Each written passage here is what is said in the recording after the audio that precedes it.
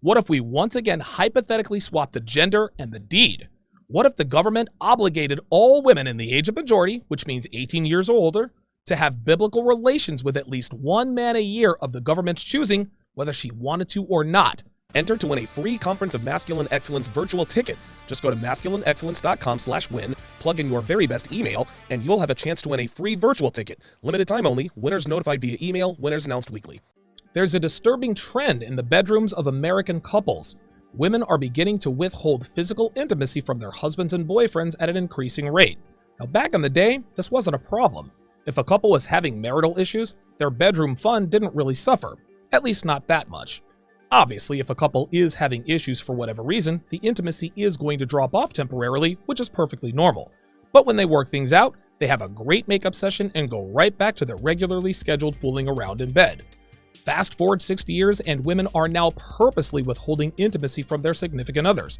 They do it to make a point, to punish him for something, or to get something they want.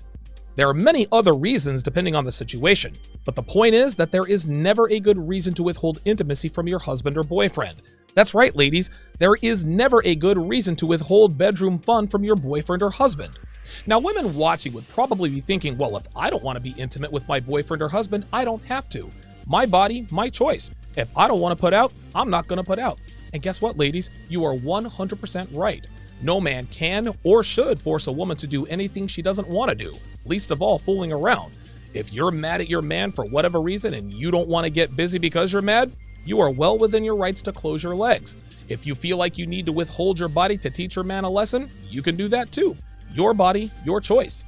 Withholding intimacy from your significant other for whatever reason you choose is not illegal. It's your choice, and you shouldn't be forced to do anything you don't want to do.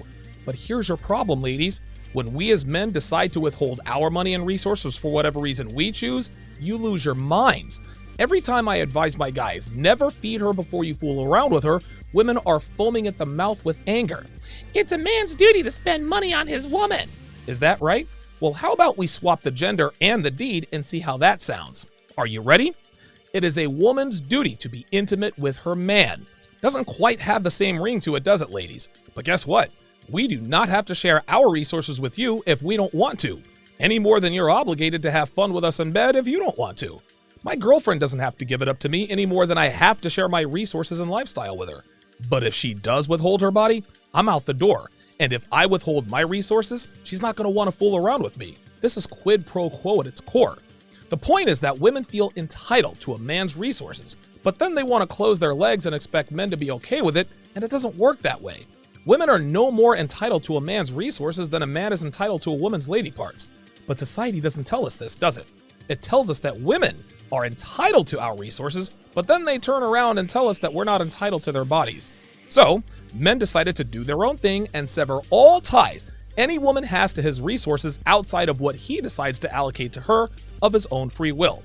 Now that has caused our culture to adjust by taking our resources away from us in the way of taxing the reproductively responsible men and giving that money to the reproductively irresponsible females who have 5 kids by 5 different men. Even though I, Donovan Sharpe, have nothing to do with a woman getting knocked up by half a dozen dudes, my resources are still taken away from me and transferred to women.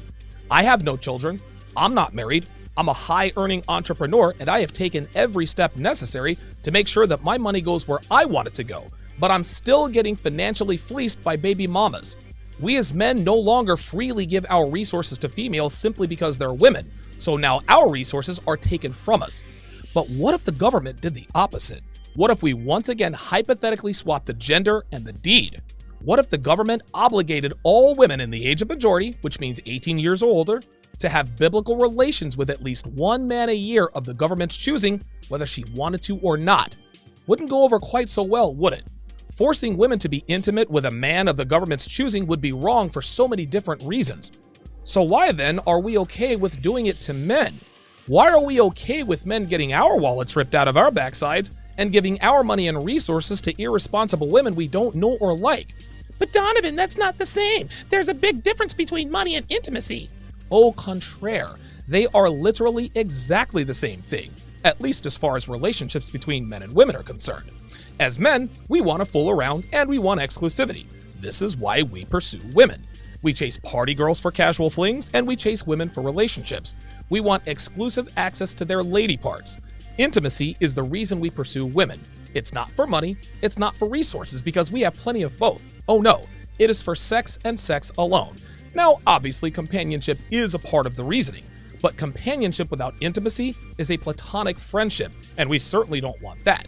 So fooling around is the one and only reason we even deal with and put up with females in the first place. On the other side of that coin, women pursue men for what? Our money and resources. They don't chase us for bedroom action. Why? Because they've got access to unlimited sausage until they hit menopause, and sometimes even well after.